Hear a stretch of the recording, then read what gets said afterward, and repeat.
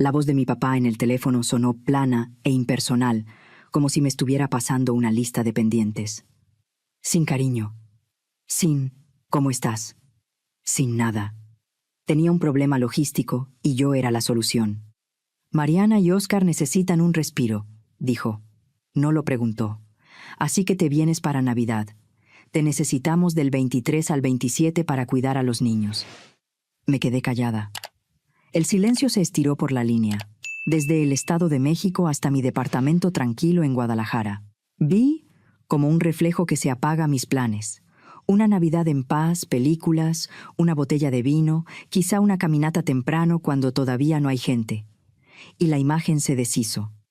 Papá, yo estaba pensando quedarme aquí este año, dije al fin, midiendo cada palabra. Ha sido un cierre de trimestre muy pesado. Del otro lado soltó un aire corto, fastidiado.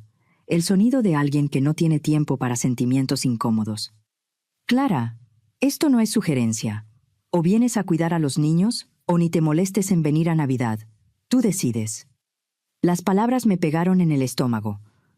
Por un segundo se me hizo un nudo en la garganta, esa sensación conocida de ser reducida a función, mano de obra disponible. Una vocecita que odio, la que siempre suena como mi mamá, susurró. No seas egoísta. Eso hace la familia. Abrí la boca para pedir perdón, para doblarme, para convertirme en la hija fácil y conveniente que siempre he sido. Pero antes de que pudiera decir nada, él remató, seco. Mariana cuenta con esto, Clara. No podemos permitir sorpresas de última hora ahorita.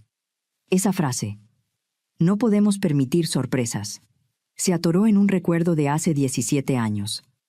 Yo estaba parada en mi cuarto, viendo mi vestido del baile de la prepa colgado en la puerta del closet, verde esmeralda, la primera cosa realmente bonita que tuve, comprada con meses de ahorro, con la ilusión de que por una noche yo también podía brillar. Mi cita, Santiago.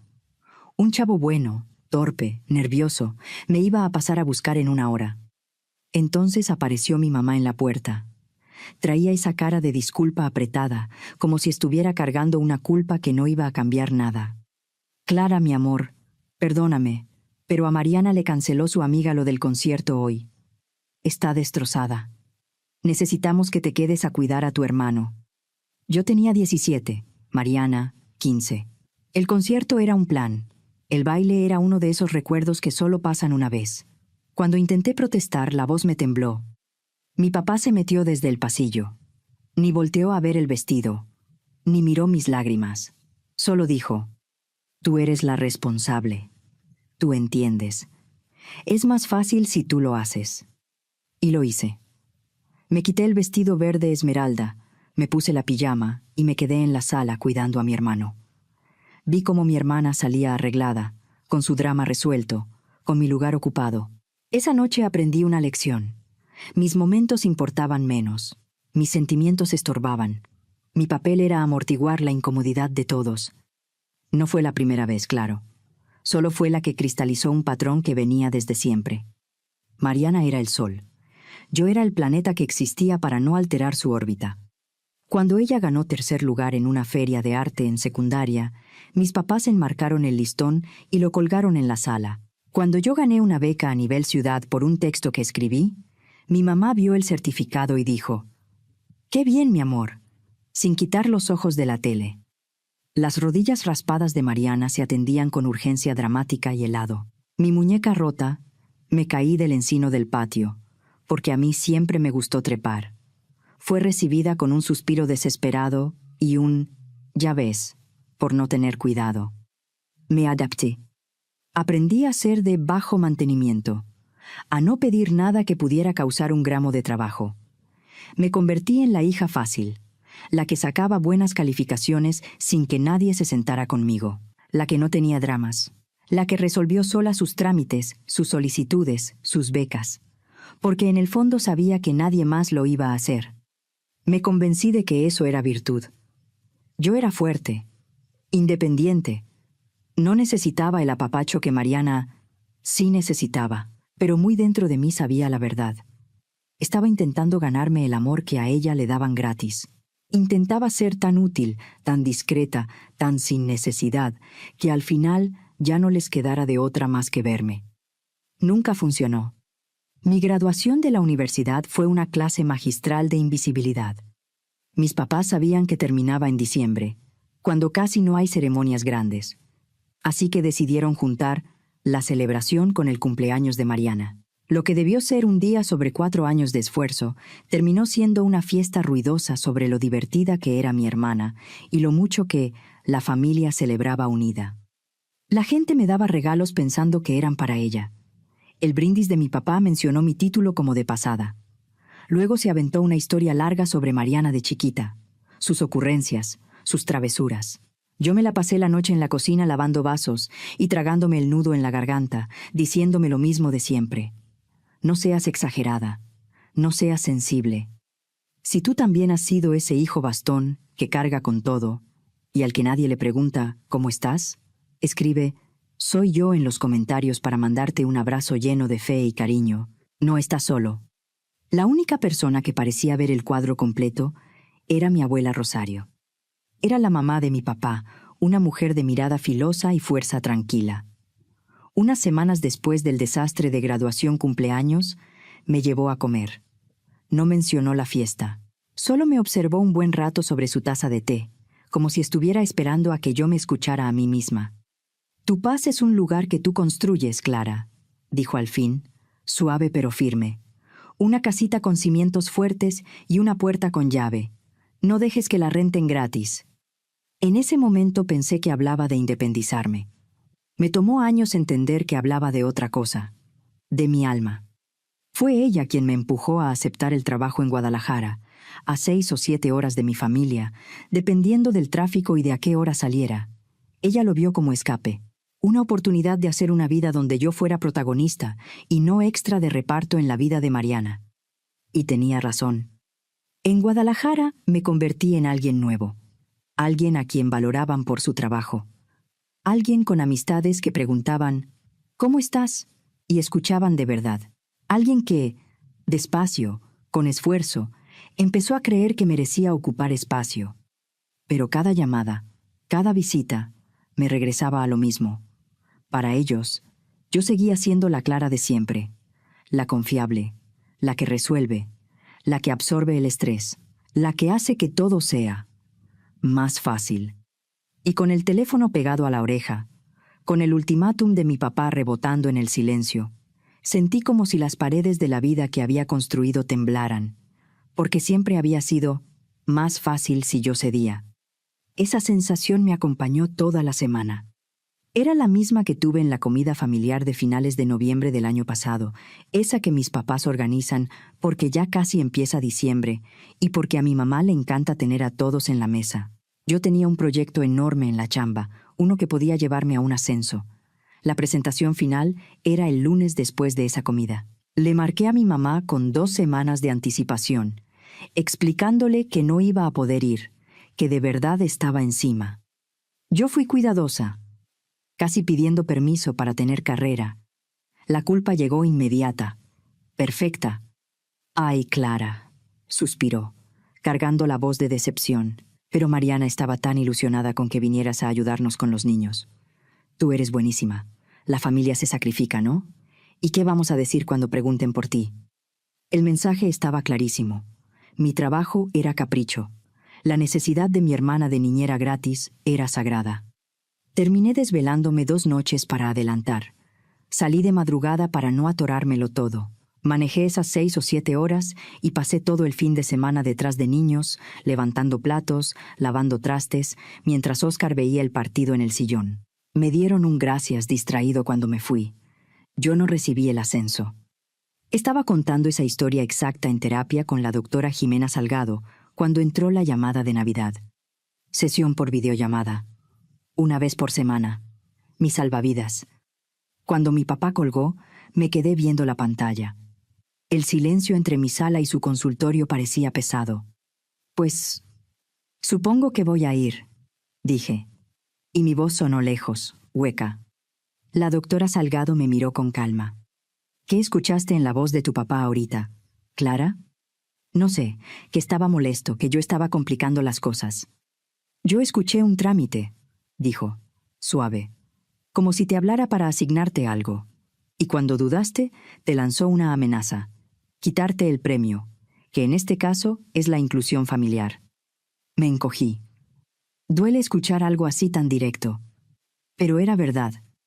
Pero es mi familia, murmuré, y la programación vieja salió sola. Es Navidad. A lo mejor debería ir. Son 5 días. Clara, dijo ella, firme sin ser dura. Toda tu vida tu familia ha tratado tu tiempo y tu energía como si fueran de uso libre. Tienen un problema de Mariana y decidieron que tú eres la solución. Lo que tu papá te dio no fue una petición familiar, fue una tarea sin pago, entregada con chantaje emocional. No eres mala hija por querer tu propia vida. Eres una adulta que está reconociendo que las condiciones de ese arreglo son abusivas. La frase quedó suspendida, clarísima. Durante años yo había visto todo a través de una neblina de culpa y obligación. Ella me estaba poniendo lentes. Y con esos lentes, lo que yo llamaba amor y deber se ordenaba como algo más frío. Un intercambio. Yo era un recurso. Mientras ella seguía explicando límites, no como ataque sino como respeto propio, mis dedos se movieron solos sobre el teclado. Minimicé un poco la ventana de la videollamada y abrí el navegador. Fui a un anuncio inmobiliario que tenía guardado desde semanas atrás. Una cabañita triangular, rústica, entre pinos, rumbo a Mazamitla. Era mi secreto, mi sueño. Una versión literal de La casita con puerta con llave, de mi abuela Rosario. Llevaba meses pagando y estaba a un paso de ser mía. El primer paso, decía la doctora, es reconocer que tienes opción. No tienes que contestarle hoy. Puedes sentarte con la idea de que no estás obligada a decir que sí. Le di clic a Pago final. Mi información bancaria ya estaba guardada. Con su voz en el fondo, hablando de elección y dignidad, presioné Confirmar transferencia. La página se actualizó y apareció una línea en verde. Felicidades por tu compra. Un tintineo suave sonó en la computadora cuando el correo de confirmación llegó. Comprar la cabaña no se sintió como una decisión planeada. Se sintió como reflejo. Como si mi cuerpo hubiera entendido algo antes que mi cabeza. Esto era supervivencia. No era un capricho barato. Era una meta que me había costado años. Varios cientos de miles de pesos ahorrados con cuidado, recortando de aquí y de allá, y pagando en abonos hasta llegar al final. Los días siguientes viví en 2 realidades. Por fuera seguía siendo la hija bien. Mandaba mensajes tibios a mi mamá como: sigo acomodando mi agenda, ahorita te confirmo, mientras por dentro se estaba armando una revolución. En las noches buscaba sábanas calientitas, una olla de hierro, tazas térmicas. Compré una cobija de lana ridículamente suave. Estaba construyendo un nido, un fuerte. Y mi familia seguía pensando que yo solo estaba viendo la logística de mi rendición. El primer golpe, en su mundo perfecto, llegó un martes por la mañana. Me cayó una notificación de mi servicio de alertas del buró de crédito, de esas que casi siempre ignoro. Se registró una nueva consulta a tu historial. Me quedé helada. Yo no había pedido tarjeta, ni préstamo, ni nada. Abrí los detalles. La consulta venía de un banco del centro del país, con sucursal en Toluca. Era por un crédito empresarial. En la información de la solicitud, mi nombre aparecía como aval propuesto, no como algo ya firmado, sino como si alguien hubiera metido mis datos para intentar amarrarme al asunto. Me bajó la sangre a los pies. Esto tenía que ser un error, un cruce de datos. Pero la coincidencia, apenas una semana después de la frase de mi papá sobre no permitir sorpresas, se sintió demasiado exacta como para ser casualidad. Esa noche me metí en un hoyo del que no salí hasta la madrugada. No porque yo supiera meterme a las finanzas privadas de nadie, ni porque tuviera acceso a cosas secretas. Solo porque hay información pública para quien sabe buscar y tiene paciencia. Y yo, además de ansiosa, soy buena encontrando patrones. Me tardé horas, brincando entre portales, archivos en formato PDF y búsquedas, juntando rastros. No era un expediente completo. Eran señales, Un folio por aquí, un aviso por allá, un documento suelto que te deja ver de qué lado sopla el aire. Empecé por el nombre de Oscar. Lo primero que apareció fue una empresa que había registrado 2 años atrás. Una sociedad de responsabilidad limitada de capital variable. Algo de consultoría tecnológica. Luego encontré un aviso de un juicio mercantil por incumplimiento de pago. Después, una referencia a un gravamen registrado sobre la casa de él y Mariana. Me recargué en la silla. La luz del monitor me bañaba la cara. La historia que contaban esos pedazos era simple y brutal. Mariana, la hija dorada, la que siempre parecía ir flotando, estaba hundiéndose. El negocio de Oscar se había caído. Estaban ahogados en deudas, probablemente por varios cientos de miles de pesos, si no más. Y claramente habían corrido con mi papá a pedir rescate. La consulta a mi buró no era un error. Habían intentado usar mi nombre, mi historial limpio, para conseguir más dinero, y mi papá lo permitió. La exigencia de cuidar a los niños no era porque Mariana mereciera descanso, era porque no podían pagar niñera. No era solo descaro, era desesperación. La sangre llama, pero el abuso lastima. Con tu sabiduría de los años, dime, ¿crees que Clara hace bien en proteger sus ahorros o debería perdonar porque son sus padres? Tu consejo puede ayudar a alguien hoy. La rabia me subió como fuego. Una rabia guardada 34 años. Rabia por la Clara de 17 que se quitó el vestido verde esmeralda. Rabia por la Clara de 22, lavando vasos en su propia fiesta. Rabia por cada vez que me hicieron sentir incómoda, exagerada, difícil, solo por existir fuera de su conveniencia. Y en ese momento, una parte de mí quiso quemarlo todo. Mi cabeza empezó a correr escenarios como cuando hago análisis en la chamba, pero esta vez no eran datos fríos. Era venganza. Me imaginé la Nochebuena. Me imaginé no contestar su videollamada hasta que estuvieran todos juntos. Tíos, primos, gente que siempre mira y juzga. Y entonces entrar yo, sonriente, serena, en la pantalla. «Ay, perdón por no ir», diría. «Traigo mucho trabajo. Pero encontré unas cositas». Y compartiría pantalla.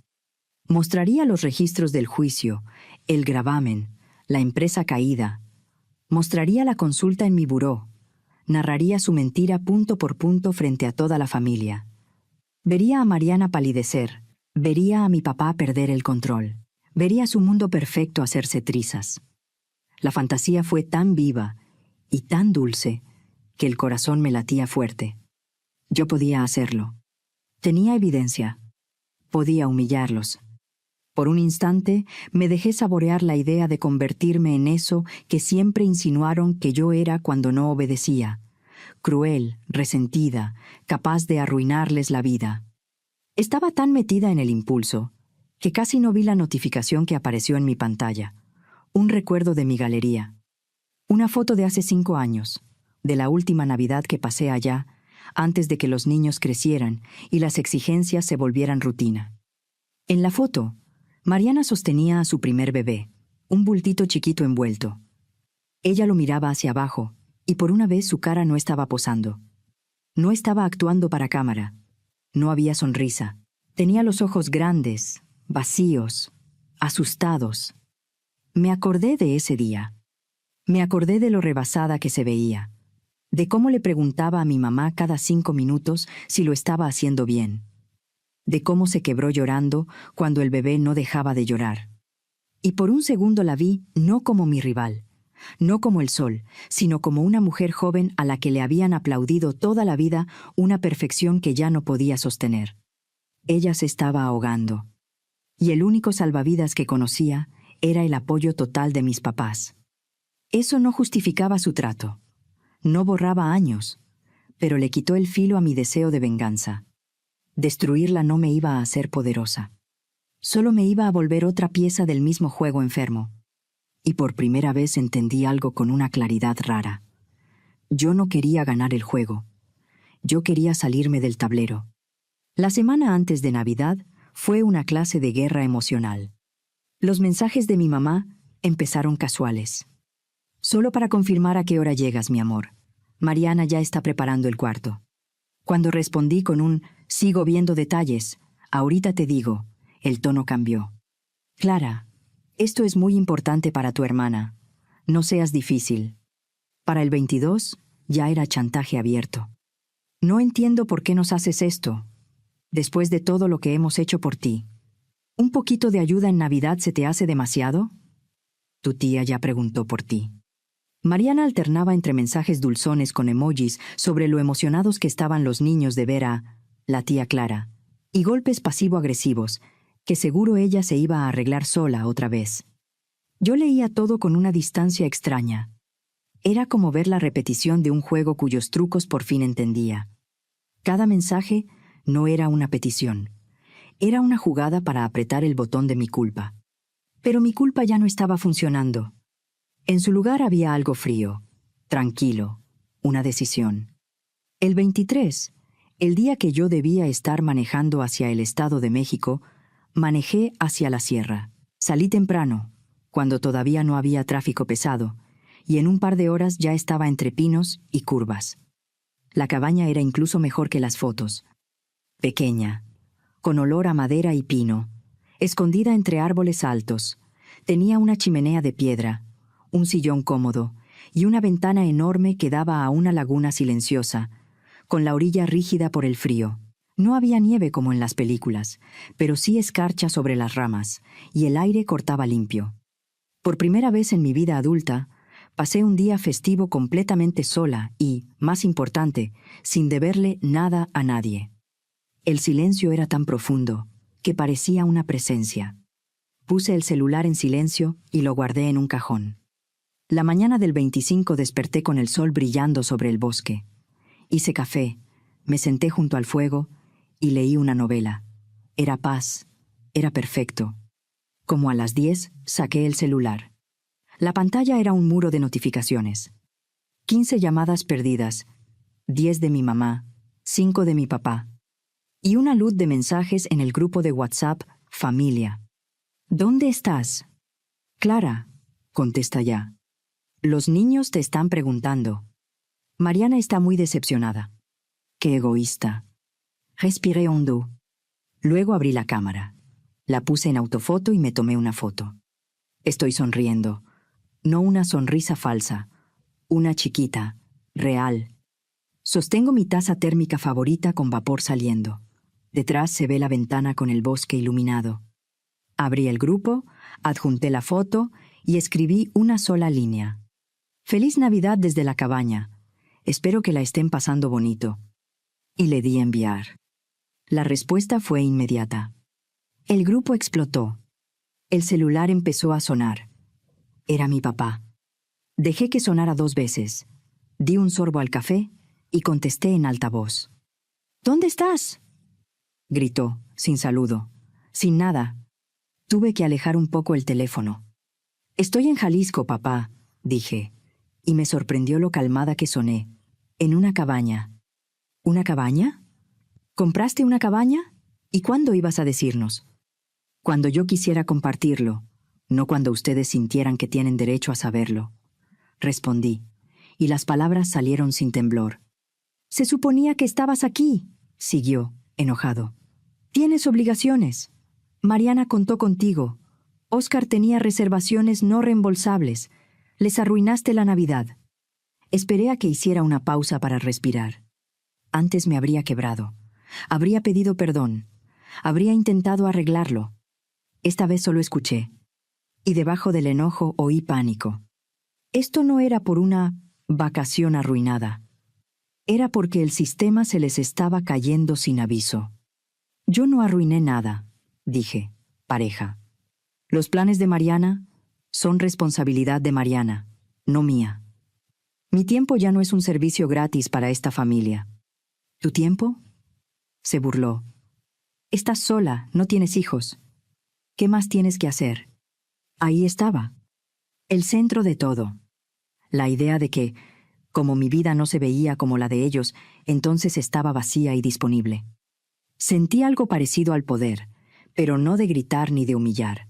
Un poder limpio, como cuando por fin entiendes un patrón y ya no te puede engañar. Yo tenía datos, tenía hechos, y por fin Estaba lista para decirlos. Papá, dije, yo ya vi lo del crédito empresarial. Ya vi el gravamen en la casa de Mariana y Oscar. Ya vi que están en problemas. Y ya vi que intentaron meter una solicitud poniendo mis datos como aval, sin pedirme permiso. Silencio total. Escuché su respiración, cortada. No sabía que yo lo sabía. Había asumido, como siempre, que yo no estaba mirando. Esto nunca fue Mariana. Necesita un respiro, continué. Esto fue que necesitaban niñera gratis porque no tienen dinero. No me pidieron ayuda. Me exigieron trabajo con la amenaza de sacarme de la familia. Eso no es familia. Eso es un jefe tratando a una empleada. Se quedó callado mucho rato. Yo imaginé las piezas moviéndose en su cabeza, buscando otra forma de recuperar control. Cuando habló, la voz le salió más baja. ¿Qué quieres, Clara? La pregunta era una concesión. Por primera vez estaba preguntando, no ordenando. Miré la ventana, el bosque, el humo subiendo de la chimenea. Ese lugar era mío. Lo había construido. Yo ya tenía claro algo desde hacía tiempo. Si algún día yo ayudaba, no iba a ser con promesas al aire. Iba a ser con números, por escrito y con límites. Estoy dispuesta a ayudar de manera formal, dije. Después de Año Nuevo, podemos hablar de un préstamo en pesos, con condiciones claras y un contrato. Si yo decido ayudar, será como adulta, con límites. Pero mis servicios de niñera gratis se terminaron. Mi tiempo y mi vida son míos. Y esta es la última vez que mi paz vale menos que sus problemas. El silencio que siguió fue distinto. No era el de alguien juntando enojo. Era el de alguien que acaba de perder una partida. Lo hablamos después, dijo, plano, y colgó. Dejé el teléfono sobre la mesa.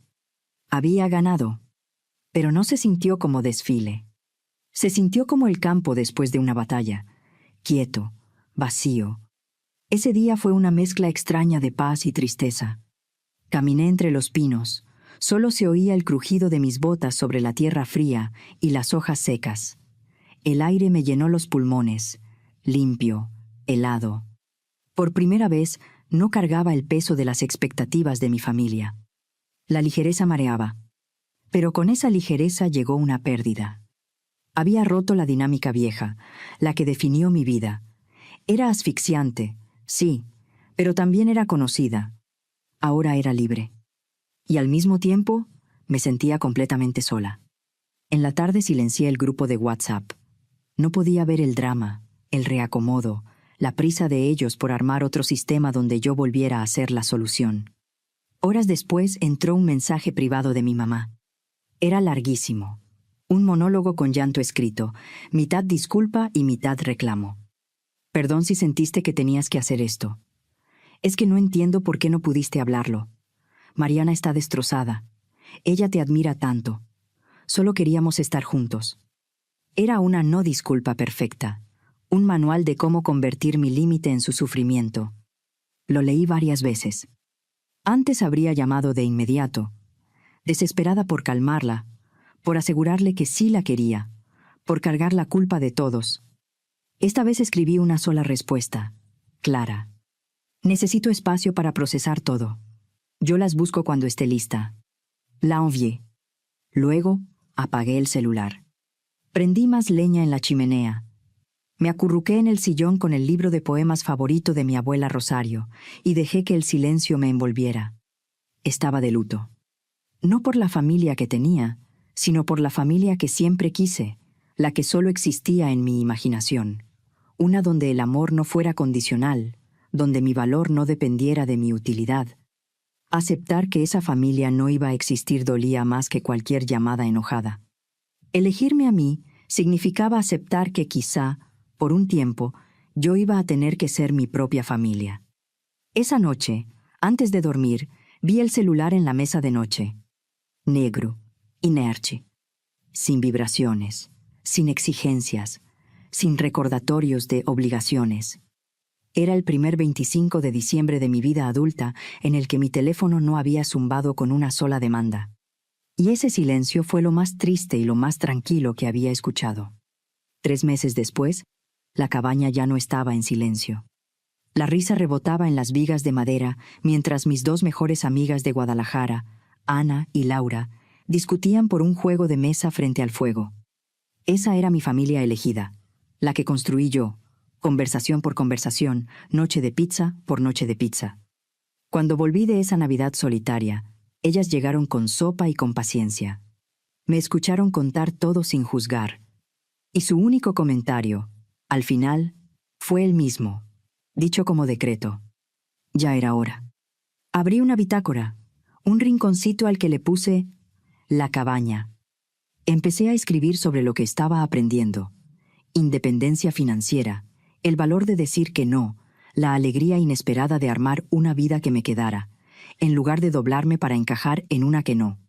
Y para mi sorpresa, la gente lo leyó. Mujeres empezaron a comentar, a contar historias parecidas.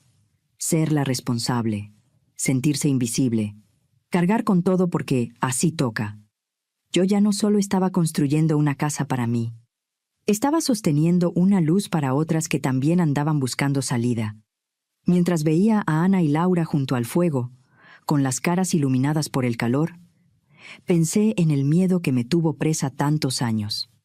Yo creí que mi miedo más grande era que me cerraran la puerta, que me dejaran fuera de Navidad. Pero ahí, viendo arder la chimenea que pagué con mi dinero, entendí la verdad. Yo nunca tuve miedo de que me echaran. Yo tenía miedo de irme. Miedo de por fin regresar a mi propia casa. No esperes a Navidad. Hoy mándale un mensaje o hazle una llamada a ese viejo amigo o familiar que vive en soledad. Regálale un minuto de tu tiempo, que Dios te lo multiplicará en bendiciones.